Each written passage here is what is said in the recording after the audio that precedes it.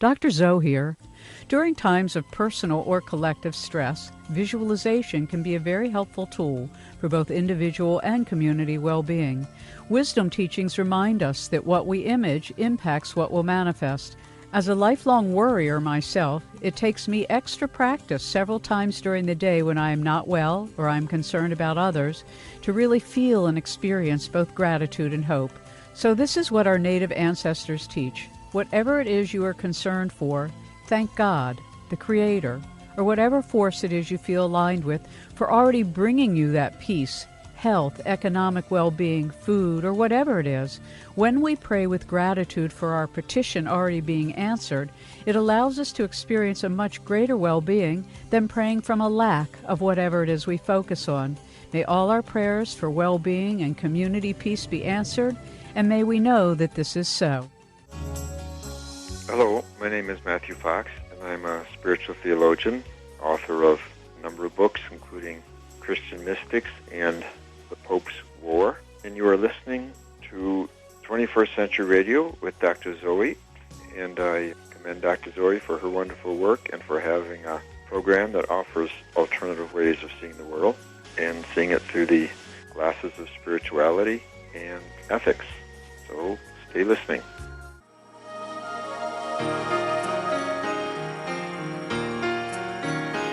Welcome back to 21st Century Radio. I'm Dr. Zohara Hieronimus. If you're just joining us, we are continuing with our series, A Little Taste of Ruscombe, whereby some of the providers at the Ruscombe Mansion Community Health Center are sharing some of the things they do and how what they do as regular therapists and practitioners may be of service to you during the pandemic of 2020. Joining us now is Dr. Kim Brenninkmeyer. She joins us to continue our series, and she is a licensed psychologist in Maryland and has been in private practice for 12 years. Her background is in clinical psychology with a specialization in disaster mental health and trauma disorders. Dr. Brenninkmeyer's current work includes working with adults who struggle with any number of difficulties, including anxiety, depression, relationship and interpersonal difficulties, life changes and transitions, pre- and postnatal challenges specifically for some. She joins us this portion of the program to talk about how each person, family, community, can create ways to have lower anxiety about all of the uncertainties and challenges being dealt with and take care of themselves and each other. And with her specialty in trauma disorders and helping people manage them, she has skills and observational techniques that maybe not all therapists do. Thank you so much for joining us, Dr. Brenninkmeyer. Oh, thank you so much for having me. So, one of the things that is your specialty, as I already shared, is disaster mental health, and you couldn't be better trained for a situation than this one. How do trauma disorders in general help you better understand the average person during the pandemic of 2020? Well, I think because I have, by necessity, I have such an understanding of the nervous system, in particular how like the limbic system and the amygdala respond to traumas, not just, the trauma in the moment, but also over the course of time when the trauma has ended. It doesn't mean that our nervous systems have settled down yet. And I think it's particularly relevant with the pandemic that we're dealing with right now, in that, we had the initial shock of it and all these restrictions and the ways that we've had to change our lives, but it's ongoing. So there hasn't been an end point yet. And I think we need to appreciate that in terms of how our nervous systems, our minds, our emotions, our bodies are responding to this. Well, let's talk a little bit about that, because for those that maybe have said, I don't have a lot of trauma, I've never really experienced something that just keeps coming back, like, post-traumatic stress disorder patterns do in so many millions of people worldwide. You mentioned the amygdala, you mentioned the nervous system. So describe to us how the body neurophysiologically responds to these unknown uncertainties that scare us. There's a lot of people who've lost jobs, unfortunately lost loved ones, are having economic challenges, and a great deal of fear surrounds not just about the virus, but what am I going to do to reestablish my life for myself, my family, my community, etc. Oh, absolutely. So when we have a perceived threat, and it doesn't even have to ironically be a real one or one that's right in our face, and again, right now we're in this, this weird time where there is this threat out there, but we can't see it, we can't feel it, we can't look at it, but we know it exists. That what can happen is it activates the limbic system and the amygdala, and that's where our survival mechanism is. And when that gets activated, it can get activated a little bit if we're stressed. We might feel some anxiety, we might feel unsettled. But when it's activated by something that poses a bigger threat to us, it knocks our prefrontal cortex offline and it takes over. And it's supposed to. It's what it's supposed to do. It's very deeply embedded in our neurophysiological bodies. So it's doing the right things. But unfortunately, when we're in that state, when we move into the state of fear and, again, feeling this threat out there, feeling out of control, it all kind of takes over, and it doesn't allow us then to engage in our prefrontal cortex, or kind of the higher structures of the brain where we can problem solve and we can reason, where we have a sense of time and we can put things in context and put things in a sequential order. So it really can be impairing if it kind of takes a hold of us and we can't find a way to kind of manage it. So if someone in the listening audience, as an example, goes through, as all of us have, I don't think there's anybody I know, myself included, who, things are going fine, I'm managing the quarantine, dealing with all the limitations, standing away from people, even having distancing dreams. But then there are moments where you no longer have that kind of sense of balance. What do you do when you reel into one of those moments of fight or flight, and you don't seem able to regain your footing? Yeah. Hopefully, awareness is key, right? We have to have awareness that we're kind of in that space. So, we often feel that part of our nervous system in a very physiological way.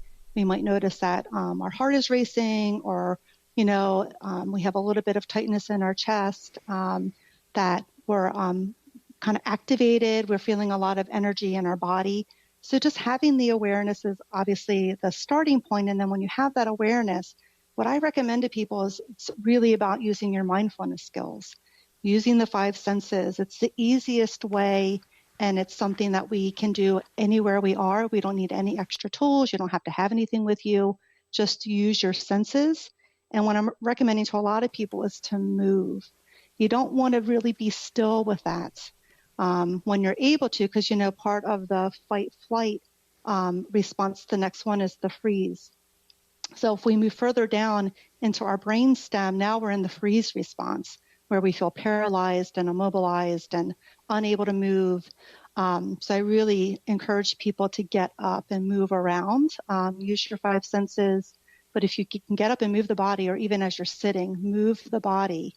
Don't be still, because it can actually cause you to move down into that freeze response. And that's not a place that any of us need to be right now. Yeah, well, I was reading and listening to some of Peter Levine's work, who wrote Waking the Tiger, and he does a great deal with how to handle these issues. And one of them I liked is so simple. He just says, tap your arm and go, this is my arm, tap my leg, this is my leg, rub your belly, this is my stomach, tap the top of your head. I mean, to really become present in the body just takes a little reinforcement and self-love. We're not really, as a Western culture, there's narcissism, but that's not the same thing as really self-care.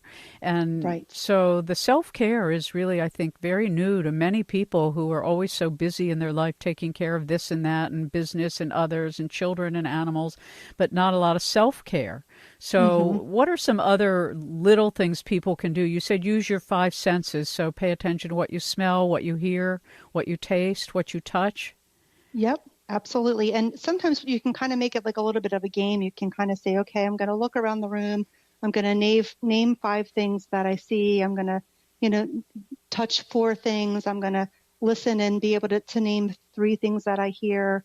If you have something available, I'm going to take a drink of this. I'm going to put a mince in my mouth. Altoids are great for using those as grounding tools. So you can kind of make it a little game in terms of being able to kind of engage all the senses. And again, it's one of those things that you can be anywhere and no one knows what you're doing. No one is going to know that you're grounding yourself. So You have these mechanisms, these coping mechanisms with you all the time. But again, I really encourage people to get up and move around. It's really good to just release the energy if you're in that fight-flight space. And Peter Levine talks a lot about that too. And the other somatic therapies is you want to like release that energy and complete the action is what they call it. If you're in the fight-flight, but you can't do the fight or the fleeing, you really want to find a way to release that, to complete that action, what the body wanted to do. So getting up and moving around. Walking also provides that bilateral stimulation that can help us to get grounded. It helps us to get the prefrontal cortex back online, and it helps us to be able to start processing and problem solving. Mm-hmm.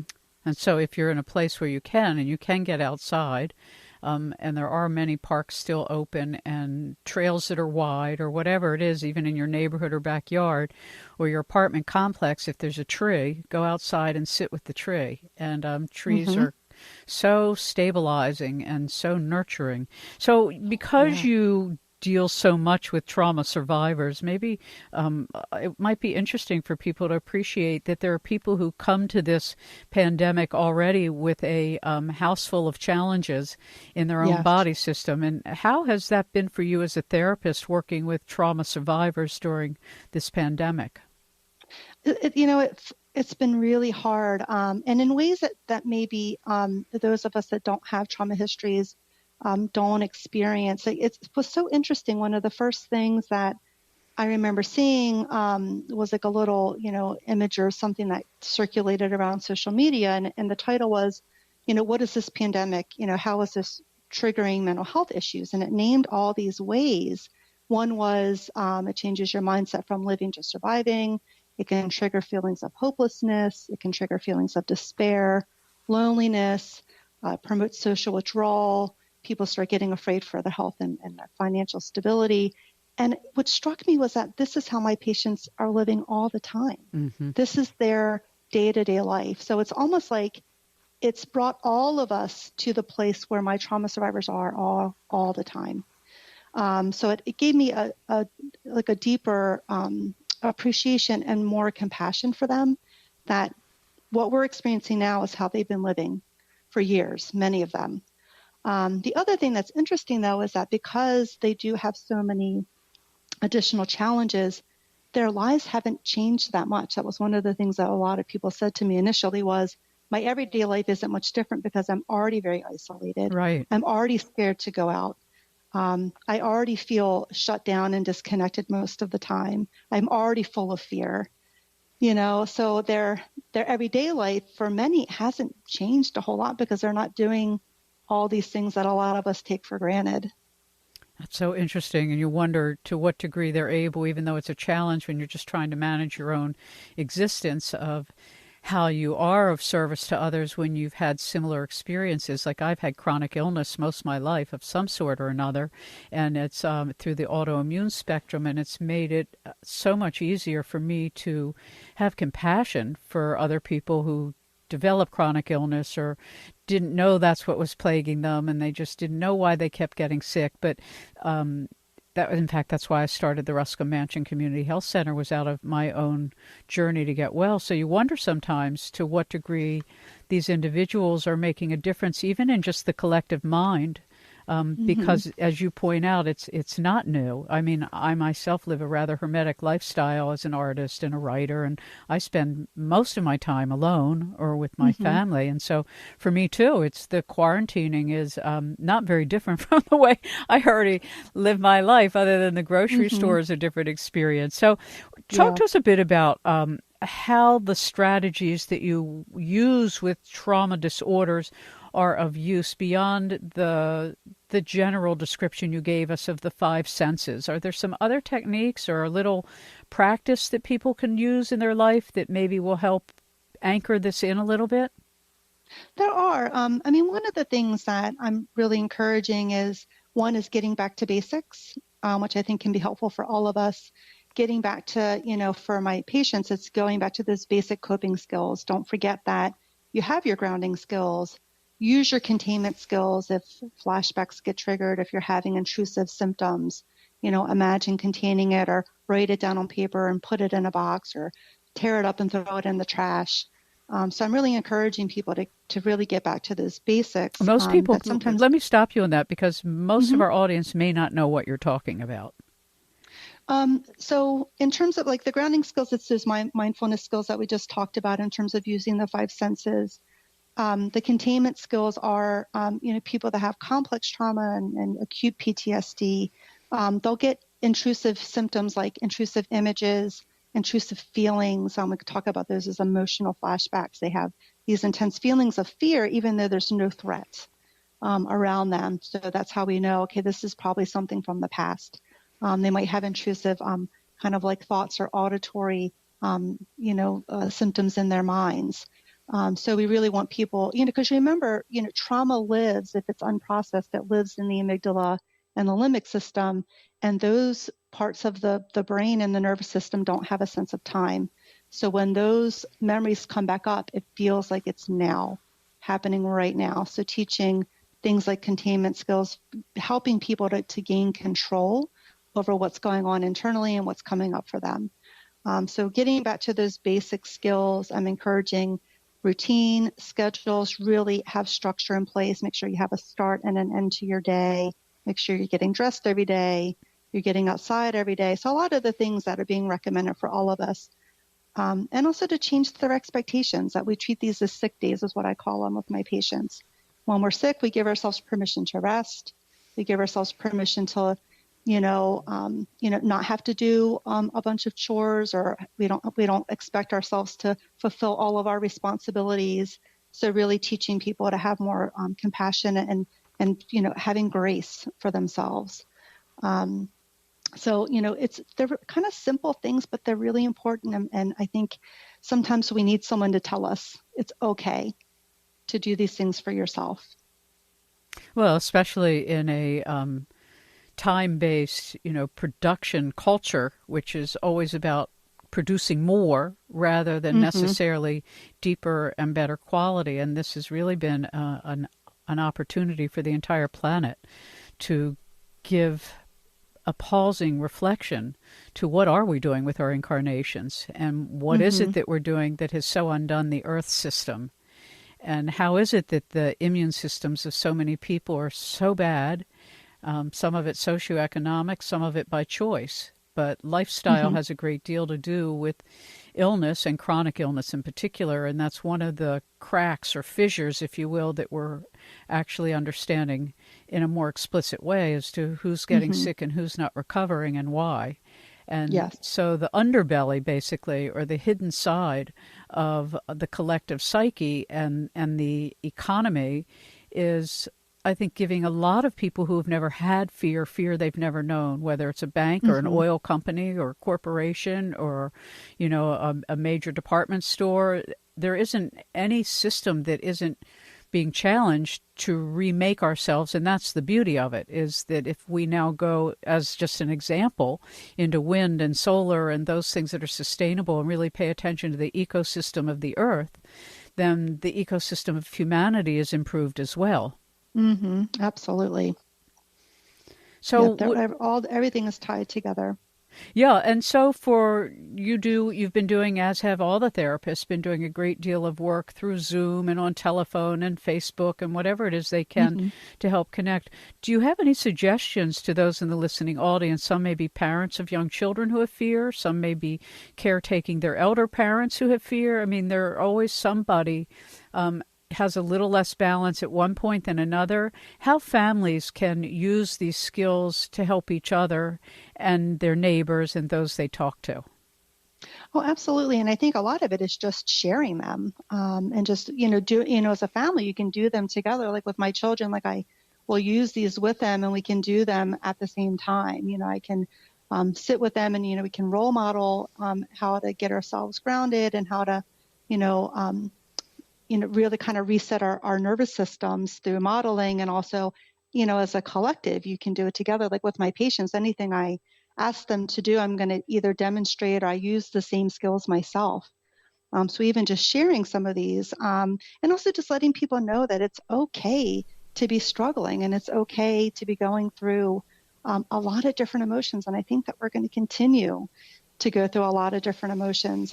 This is something that's, this process is a process, and it keeps changing. Mm-hmm. So I feel like in some ways we keep the rug keeps getting pulled out from underneath us. And so we get back into that place of feeling really destabilized, which is kind of like the shock of the trauma, and that we're going to go through the motions again. Mm-hmm. And I think sometimes just letting people know it's okay. And, your reactions are normal. These are normal reactions to abnormal circumstances. Exactly. Yeah. And just, sharing the skills and just checking in with each other, how are you doing? Have you been feeling, kind of, present? Is that something that's been hard for you? And then just, and it takes just a few minutes just to say, hey, let's just do some grounding together. Well, I know that you have a little 3-minute meditation that you can share, mm-hmm. and maybe that's a nice way for us to close. Yeah, that would be great. Yeah, this is one that I use. I don't use it with everyone, because the other problem that people with more complex trauma have is sometimes they have a very hard time relaxing. They have a hard time just focusing on their breath. So I certainly reserve this for people that I know can tolerate it and benefit from it, but it's one of my favorites and it's really lovely. So I would love to share it with the audience. All right, please do. So, you ready? Yes. Okay. There's a place in your mind that is quiet, peaceful, and calm. It's always been there, even though you may have never noticed it. You'll get there by simply watching your breath. First, deliberately inhale, noticing how it takes muscle tension to do this. You have to do a little work to get the air into your lungs. Now release the air and notice that all you have to do is let go. Just let yourself float down while the air leaves your body. Notice how good it feels just to let go. Now take another breath. And again, notice that muscle tension is needed. Then let go and just float down. Notice that right at the bottom of your breath, right at the point where you stop exhaling, there is a still moment, a moment where nothing is happening, where all is quiet, calm, peaceful. Okay, now just breathe again and watch for that point at the bottom of your breath. Now breathe again, and this time, when you get to the bottom of your breath, just sit there a moment or two, still and quiet, not breathing. Notice what that feels like, what your mind is like, empty, quiet, and calm. So now as you keep breathing, just stay connected to this calm and quiet part of you now that you found it. Thank you so much. I want to share with our audience how they can reach you. You can reach Dr. Kim Brenninkmeyer by calling 443-377-6440. That's 443-377-6440 and at www.ruscombe.org. That's ruscombe.org. Thank you so much for being with us and our little taste of Ruscombe.